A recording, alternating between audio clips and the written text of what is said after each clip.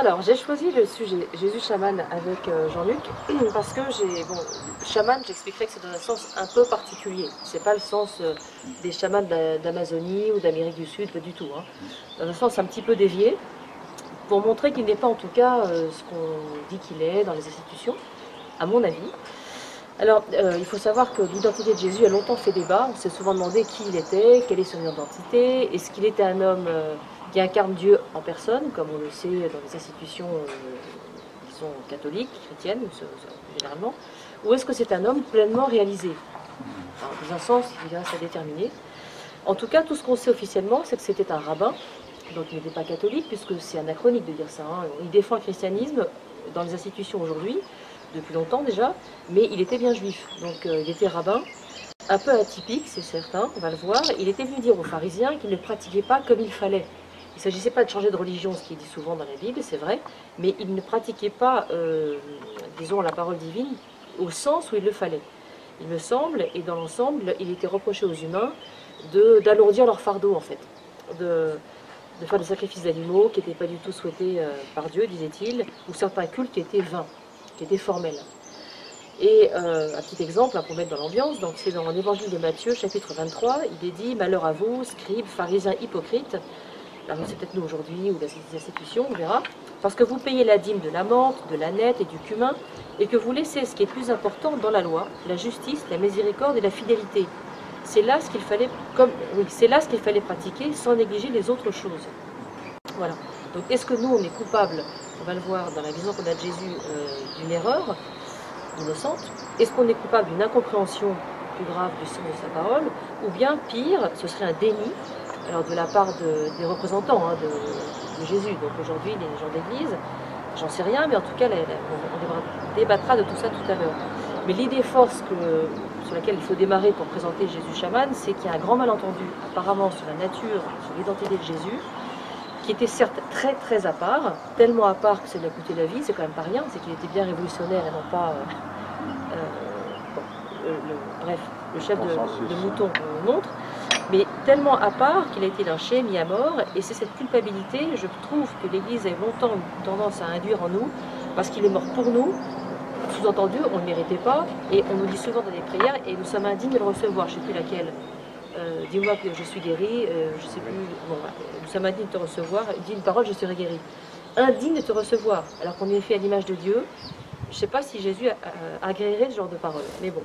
En tout cas, les évangiles montrent Jésus comme un guérisseur, pour commencer, c'est là que j'ai vu un point commun avec le chaman, mieux qu'un médecin, comme un guérisseur et pas comme quelqu'un qui commande, qui donne des ordres ou qui menace ou qui punit, jamais, et qui ne sanctionne pas non plus.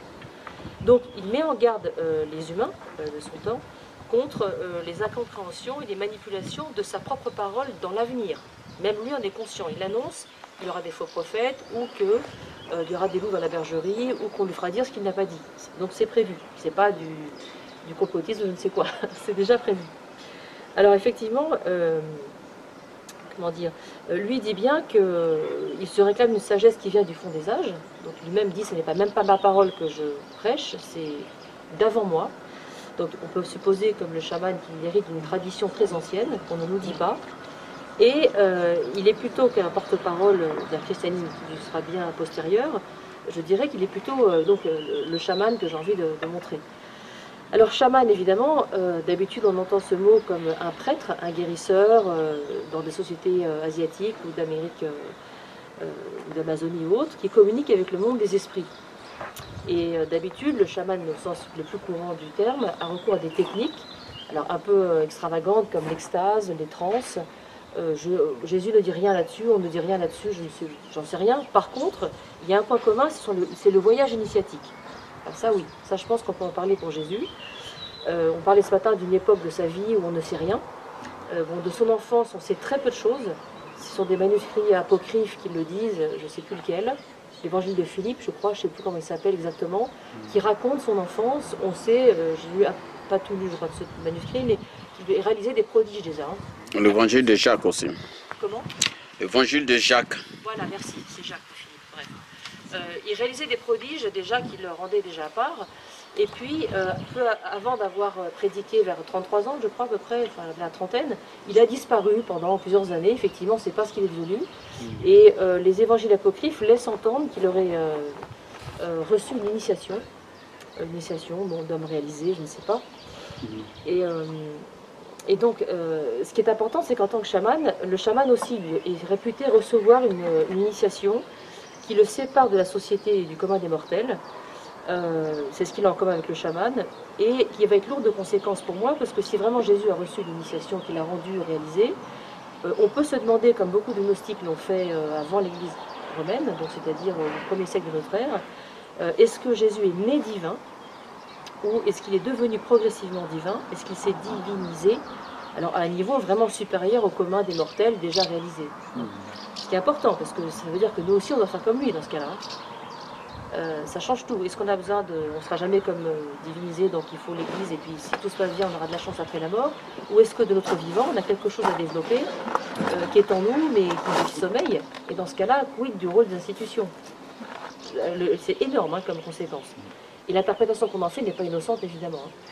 Alors le premier point, c'est l'homme-dieu, j'appelle ça comme ça, en tant que pour Jésus pour l'instant, en tant que chaman, au-dessus des contingences du monde terrestre.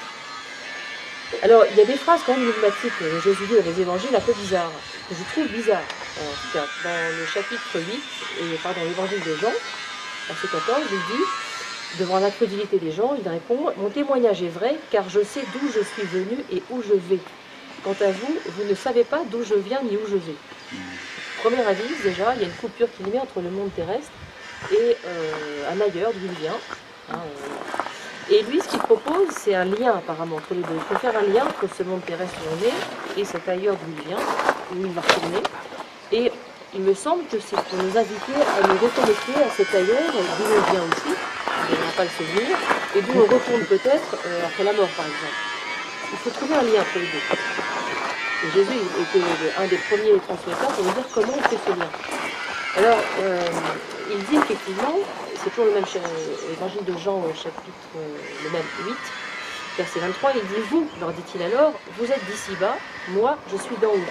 Vous appartenez à ce monde-ci, moi je ne lui appartiens pas. » Il parle à ceux qui ne croyaient pas, comme ça. Donc, le chaman, effectivement, jusque-là suit Jésus. C'est le même profil. Il ne s'agit pas d'un sorcier, en ce qui concerne Jésus par contre. C'est pas un sorcier, c'est-à-dire qu'il n'utilise pas ses pouvoirs pour dominer les autres. Du tout. Ce n'est pas un homme d'église, bien sûr, parce qu'il n'invoque pas, il ne prie pas, il ne supplie pas pour que Dieu intervienne dans la vie des hommes. Il appelle plutôt la confiance de chacun en un créateur, apparemment. Et ici, c'est plutôt un Jésus que je vois comme quelqu'un qui a été initié, premièrement, mais deuxièmement, pour initier les autres. Donc par des épreuves initiatiques que lui a vécues sans suite, hein, bien sûr, il ne demande pas qu'on souffre autant, mais non pas pour faire de nous l'égal des dieux, c'est ce qui a fait peur à l'Église, mais plutôt pour que les hommes deviennent à l'égal des dieux. Je ne sais pas si vous voyez la différence. L'égal des dieux, c'est je suis Dieu, c'est pas ça. À l'égal des dieux, ça veut dire, par exemple, je prends un exemple, se connaître comme Dieu se connaît, par exemple. On n'est pas Dieu, mais on accède à un de ses attributs, c'est ça que je veux dire, voilà. Alors, évidemment, c'est pas forcément de l'orgueil, je vais y revenir, mais dans le chapitre 8, il y a beaucoup de références, c'est pour justifier ma position, toujours l'évangile de Jean.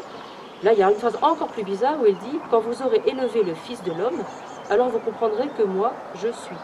Vous reconnaîtrez que je ne fais rien de ma propre initiative, mais que je transmets ce que le Père m'a enseigné. » Donc, ce qui est intéressant, c'est l'idée d'élever le Fils de l'homme. Élever à quoi?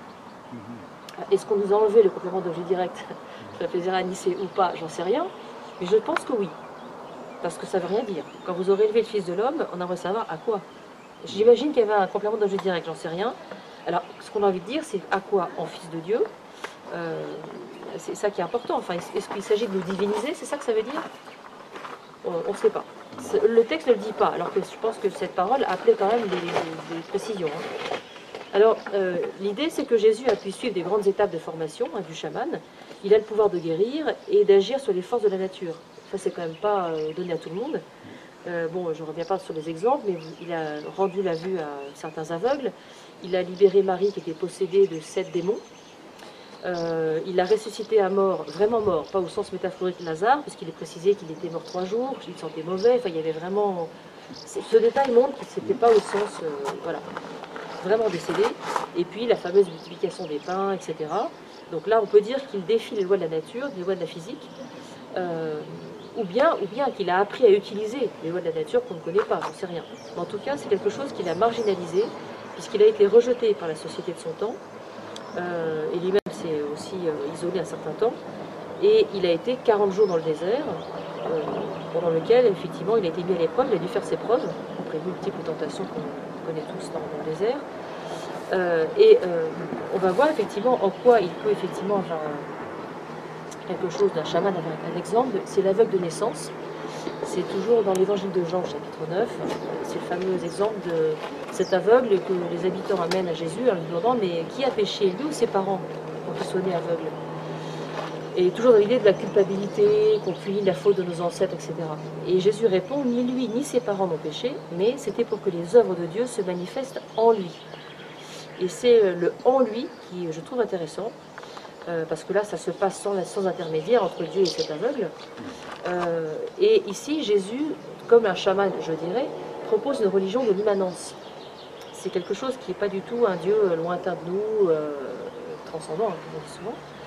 Un Dieu d'immanence, et son rôle, c'est effectivement, comme celui du chaman, quelque part, c'est de faire de chacun un chaman, une sorte de chaman. Alors là, on passe un cap un peu différent du croyant fidèle, zélé, c'est un peu différent. Et c'est dans ce sens-là, peut-être qu'il rajoute un sens important à ce qu'on lui fait dire, c'est qu'il rachète l'humanité par là. C'est-à-dire, il demande à chacun de s'engager dans un chemin qui est complètement analogue au sien. C'est-à-dire que Jésus serait non pas uniquement l'incarnation de Dieu, je ne sais pas, mais en tout cas un prototype que l'humanité devra suivre. Et bon, il y a quand même une phrase qui fait réfléchir encore dans l'évangile de Jean au chapitre 14. Il est dit en vérité je vous le dis, celui qui croit en moi fera lui aussi les œuvres que je fais. Il en fera même de plus grandes parce que je vais au Père. Alors deuxième information que j'ai pas beaucoup vu relever, expliquer dans l'institution chrétienne générale, on fait pareil que lui et des plus grandes choses encore. Plus grande, moi j'ai entendu Dieu appeler ça orgueil dans l'église. J'ai jamais entendu ce que c'est que cette chose plus grande qu'on fera, qu'il a fait. C'est quand même, je ne sais pas, je pense qu'il y avait des explications, on ne sait pas, ça ne nous est pas dit. Donc il me semble que Jésus, en tant que chaman, il pose une religion de l'intérieur et non plus une religion de l'extérieur. C'est-à-dire que là où le judaïsme était encore à l'époque dans la transcendance, religion de l'extérieur, de la loi, où Dieu impose sa loi à l'homme, eh bien, Jésus lui propose un amour qui surgit de l'homme directement, qui surgit de l'homme, c'est ça que j'appelle immanent, et qui n'impose pas comme une loi, au sens où Teilhard de Chardin, que j'ai un peu oublié, mais je me rappelle qu'il parlait d'un Christ universel, tu développeras sûrement ça, peut-être, et effectivement, peut-être que l'Occident va vers ça de plus en plus, commence à sortir de l'institution, du carcan ou des lois, et revient plus à une religion d'amour, ou certains c'est la méditation, peu importe, mais quelque chose qui vient du cœur de l'homme. Alors, dans quelle mesure, effectivement, on peut se demander si le rôle du chaman n'est pas comme celui de Jésus, ou celui de Jésus comme celui du chaman, la résurrection de la chair, dans ce sens-là, de convertir l'homme, et c'est peut-être ce qui explique tout le désordre planétaire qu'on vit aujourd'hui dans le monde, c'est que quand ça bouge intérieurement, chez chacun, eh bien, ça crée un chaos, un renouveau. Donc l'ancien monde s'effondre complètement pour un nouvel ordre, qui n'est pas celui dont Sarkozy parlait, pas le nouvel ordre mondial, mais je parle d'un nouvel ordre spirituel, on est bien d'accord. Alors le deuxième point, c'est le dernier, c'est l'enseignement du chemin de résurrection de l'humanité, qui est très chamanique, et en même temps qui serait celui de Jésus, je pense. Alors là, je me suis inspirée d'un religiologue et un thérapeute chamanique. Il y en a plein à l'étranger, il n'y en a pas en France, c'est au Canada qui sont nombreux d'ailleurs. Il s'appelle Jean-Jacques Dubois. Et, il a fait des tas de conférences et il a écrit là-dessus. Et lui aussi voit en Jésus un chaman, donc je me suis aussi inspirée de lui pour cette partie-là.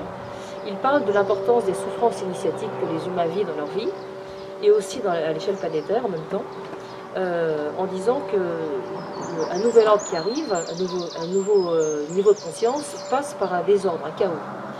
Et cette résurrection, il explique que ce n'est pas seulement après notre mort physique, comme on nous le dit déjà depuis longtemps, mais dès ici-bas. C'est quelque chose qu'on doit réaliser ici-bas, c'est-à-dire passer de l'homme extérieur à l'homme intérieur. Ça, on trouve cette métaphore déjà dans les évangiles, hein, ça. Mais on ne nous explique pas trop, enfin on nous explique ce que c'est, mais d'un point de vue très très spirituel, un peu au-dessus de nous, un peu éthérique. Et d'après ce Jean-Jacques Dubois, l'homme extérieur, c'est l'homme inconscient. C'est celui qui est dans la survie, le manger, le travail, dormir, se reposer, la vie biologique, c'est ce qu'on est tous.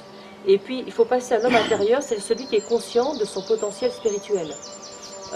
Alors, celui qui médite, par exemple. Celui qui, comme j'ai dit ce matin, qui visualise des choses, qui fait appel un peu aux énergies autour de lui pour concrétiser certaines choses qui lui tiennent à cœur. Et Jean-Jacques Dubois rappelle qu'il y a de véritables résurrections puisqu'il y a une mort, enfin symbolique en tout cas bien sûr. Hein. C'est-à-dire, alors là, j'étaye moi-même, la mort de la vision qu'on a de nous-mêmes, la personnalité qu'on croit avoir, la vision que notre famille a de nous, la vision que nos amis ont de nous, c'est l'image qu'on a de nous, c'est celle que les autres nous renvoient depuis qu'on est né. Hein. Et c'est ça qu'il faut, entre guillemets, tuer, ce qui n'est pas évident du tout, parce qu'on se retrouve un peu nu, quoi. Une petite mort, on se sent un peu seul. On peut décevoir les autres aussi en voyant qu'on n'est pas ce qu'ils attendent de nous, etc. Et c'est à ça notamment, d'après Jean-Jacques Dubois, que renvoie l'Eucharistie, donc l'hostie, à l'église, etc. Parce que les chamans, dit-il, communiaient aussi à une chair totémique. Et ce que voudrait dire la phrase, peut-être édulcorée à la messe, où on entend « ceci est mon corps, ceci est mon sang ». Alors beaucoup d'enfants disent « mais on est cannibale, on mange le corps de Jésus, c'est bizarre, etc. » Ouais, on peut le dire, tel que c'est présenté, c'est un peu bizarre. J'aimerais bien qu'on explique plus à l'église, hein, pas dans des cours, qu'est-ce que c'est exactement. Est-ce que l'hostie, il y a vraiment Jésus dedans? C'est ce que disent les prêtres, je crois. Vraiment, on mange vraiment son corps. Alors là, ça laisse pas mal de gens sceptiques souvent. Est-ce que c'est symbolique ou est-ce que c'est... On ne sait pas. On appelle ça la transsubstantiation, je crois. Alors, est-ce qu'elle n'est pas réduite ici, dans l'église, à quelque chose d'assez formel, quelque chose d'un peu... comment dire, une sorte de mythe auquel il faut croire, qui n'est pas évident, parce que c'est matériel, une hostie, c'est quand même du pain qui a été fabriqué, c'est quand même une farine, c'est particulier quand même. Alors, il me semble que Jésus était celui qui voulait faire comprendre aux humains de son temps que l'esprit n'est pas quelque chose qui est abstrait, lointain, au-dessus de nous. Enfin, peut-être, il est peut-être partout, mais en tout cas, il est aussi et surtout en nous. Il est partout, dans toutes les créatures. Et au sens où on dirait par exemple que l'esprit, avec une majuscule, c'est une circonférence où le centre n'est nulle part. Parce qu'il est en nous, hein, c'est pour ça. Un peu comme une source, parce que Jésus en parle de la source, un peu dans les évangiles qu'on connaît aujourd'hui, surtout dans les évangiles apocryphes, partout, comme l'évangile de Thomas. C'est pas le seul, hein, celui de Marie aussi, partout. On trouve la métaphore de la source avec une majuscule, comme de l'eau, une source vive, évidemment qui est une métaphore, invisible, qu'on pourrait, nous, avec nos mots aujourd'hui, comparer à une matrice un peu. Une sorte de matrice ou d'énergie cosmique, qui n'a rien de dogmatique pour le coup, hein, pas du tout, à laquelle on doit se reconnecter, qui est notre mère ou notre père, ou les deux à la fois, peu importe, selon les religions. Et c'est en méditant qu'on se reconnecte à cette source qui nous a donné la vie, et donc à laquelle on ne se connecte pas en priant des formules par cœur, c'est pas pareil. Il faut le faire en pleine conscience, sans se concentrer sur la parole qu'on est en train de dire. Il faut vraiment se reconnecter dans le silence, par exemple, à cette fameuse source. Et c'est ce qui ferait de chacun, donc un chaman, alors c'est un vocabulaire comme un autre, on pourrait dire un fils de Dieu si on préfère, hein. Moi je dirais en vocabulaire plus consensuel, un créateur, qui nous fait passer de l'invisible, de ce qu'on veut dans l'invisible, à quelque chose de visible. Une foi qui agit, pas que pour soi-même, mais tous de concert, je dirais. C'est là qu'on dépasserait les religions de chacun, comme on disait ce matin. Alors par exemple, avoir un projet, bon, si possible humanitaire quand même, on en a une idée comme tout le monde, ensuite on a une représentation intellectuelle comme tout le monde dans l'existence, et ensuite ce que tout le monde ne fait pas peut-être c'est visualiser ça comme étant déjà là. On se représente les détails précis de ce qu'on veut, d'humanitaire ou pas, le lieu, je ne sais pas moi, le baraquement où ça a lieu, la tête des gens qui seront là, enfin vraiment des choses très très très précises. Et la précision, il paraît-il, très importante, parce qu'elle donne la foi. Si on ne voit pas, on ne croit pas justement. Donc on visualise à l'avance ce qu'on veut, dans le détail, de façon très très très répétitive, quotidienne. C'est là qu'il ne faut pas se lasser. Et après, l'état émotionnel arrive, on a l'impression qu'on y est dedans, on y est déjà. On sent ce projet, on sent quelque chose. Et c'est ça qui fait que les synchronicités, on appelle ça comme on veut, le hasard si on préfère, les choses arrivent à ce moment-là. Les perches arrivent pour qu'on réalise quelque chose. Alors il y a un film, beaucoup, hein, mais qui en parle très bien. Alors en France, on peut se fouiller pour en trouver, parce qu'on n'est pas très branché là-dessus, mais les pays anglophones. Et notamment, il y a Le Secret, ça s'appelle Le Secret. Je ne sais pas si vous l'avez vu. Tu l'as vu en entier? Non. Si, je le crois bien en entier. C'est assez détonnant. Et c'est pas un film, une fiction, c'est en fait, ça démarre par une fiction très courte, mais en fait c'est un documentaire de gens qui témoignent, spirituels, pas spirituels, ceux qui ont essayé ça pour qui ça marchait, et des scientifiques aussi, je tiens à le dire, des scientifiques, qui vont dans le même sens, et qui disent malheureusement ces choses-là, on ne l'enseigne pas, et on y voit un peu comme une magie faite pour des gamins de 4 ans, ça fait un peu cucu, bon.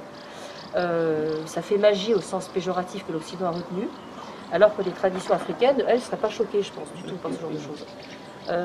Alors il y a une sorte de magico-religiosité qui ne passe pas en Occident, c'est ce que tout explique, et apparemment, il y a vraiment quelque chose à faire dans ce sens-là, et c'est ça que Jésus demanderait, c'est compris dans ce sens-là. Prier, c'est encore une fois une tradition française, il parle en araméen, Jésus. Hein. Donc je ne sais plus quelle est le livre où on parle de la traduction française catastrophique par rapport à l'araméen que parlait Jésus. Mais c'est un livre qui s'appelle Jésus parlait araméen de Eric Edelman. Et là, il explique que disait vraiment le texte en araméen, parce qu'il parle araméen apparemment.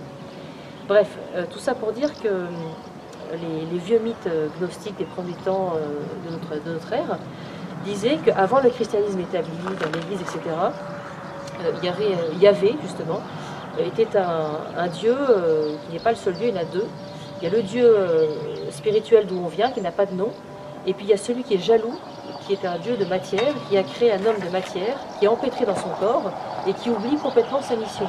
Et le chaman, il est là pour réactiver cette mission qu'on a complètement oubliée,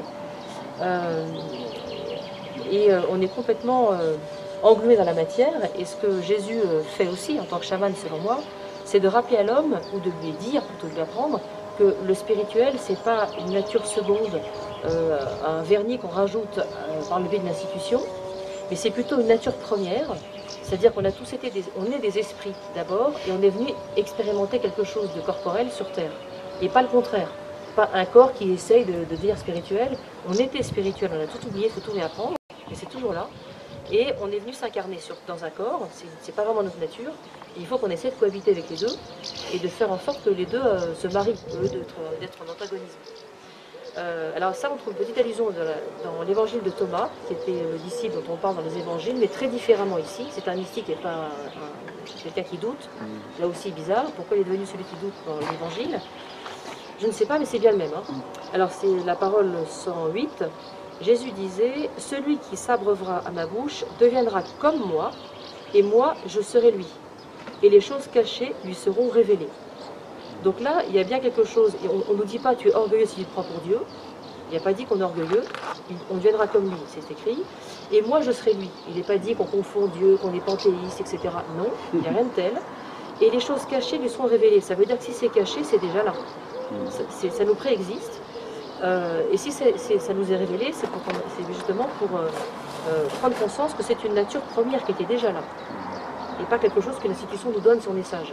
C'est déjà là et on doit le retrouver. Donc c'est ça c'est ce côté qui réactive et qui pour moi fait penser à un processus chamanique. Alors en conclusion, je dirais que je maintiens que Jésus, en tant que marginal, guérisseur et réactivateur d'une nature première, ressemble beaucoup à un chaman, au sens où Jésus se réclame d'un autre monde que le nôtre, qu'il guérit en défiant les lois de la physique, telles que nous on les connaît en tout cas. Alors l'idée c'est que plutôt que de faire de nous des esclaves de Dieu, lui explique que, dans cet évangile notamment, que l'élève, quand il est prêt bien sûr, est censé s'émanciper. Il ne reste pas sous la tutelle tout le temps du maître. Il le dit à Thomas, tu as compris qui je suis, tu bois ma source, je ne suis plus ton maître. Je n'ai pas retrouvé la parole, mais c'est là-dedans. Il le dit clairement. Devenir à l'égal des dieux ne veut pas dire se prendre pour Dieu, c'est pas pareil. C'est comment dire, une identité de rapport, c'est pas l'égalité stricte, pas pareil. Donc il s'agit d'accéder à notre part de divinité, non pas en étant parfait non plus, c'est pas ça, mais c'est se perfectionner, toujours. Et c'est retrouver, si je traduis avec mes mots à moi, une créativité originelle qui est en nous, alors que les artistes exploitent d'ailleurs d'une certaine manière aussi. Mais on est tous créatifs, c'est ça l'idée, mais pas forcément au sens de l'art, ça peut être au sens autrement. Et le tout, c'est de s'y autoriser. Mais ces institutions ne nous aident pas forcément dans ce sens-là, je trouve. Et c'est ce qui explique, à mon avis, j'ai pensé à quelque chose à un moment de cette confusion, à l'état de transe dans lequel le public est dans les concerts de musique moderne, comme si c'était eux qui développaient leur potentiel artistique. C'est pas le cas, ils regardent quelqu'un d'autre. Et peut-être qu'en regardant ces célébrités, ils réalisent, mais inconsciemment, que ce qui est en cette personne qui était comme eux avant, hein, qui n'a pas été chanteur de la naissance, c'est aussi en eux. Et c'est une source d'espoir, parce que pour eux, ça leur rappelle inconsciemment tout le potentiel qu'ils ont aussi en eux, et que cet artiste leur rappelle sur scène. À mon avis, c'est ça qui fait que là, qu'ils pleurent carrément, alors qu'il n'y a pas matière à pleurer, il n'y a pas matière à être en extase spécialement. Donc plutôt qu'admirer, vouer un culte à ce qui est au-dessus de nous, ça m'empêche pas aussi, parce que ça vient d'ailleurs tout ça, mais c'est aussi le faire, c'est quelque chose de cet ordre-là. Et pour parer à l'objection de c'est se prendre pour Dieu, c'est de l'orgueil, n'importe quoi, que diraient peut-être certains religieux, je dirais non, parce que ce qui nous rend humble, c'est le fait que tout ça vient d'ailleurs. Ça ne vient pas de nous, on n'a pas inventé, hein. Nous on est un porte-parole, un canal, voilà, un canal. Et cette source ne vient pas de nous, donc on peut l'admirer toujours à l'extérieur, mais à la condition qu'on en fasse quelque chose aussi en nous, parce qu'on a hérité d'une intelligence supérieure à nous, qui est antérieure à nous. Voilà. Ça, je voudrais comme chaman. C'est bizarre. Bravo. Merci.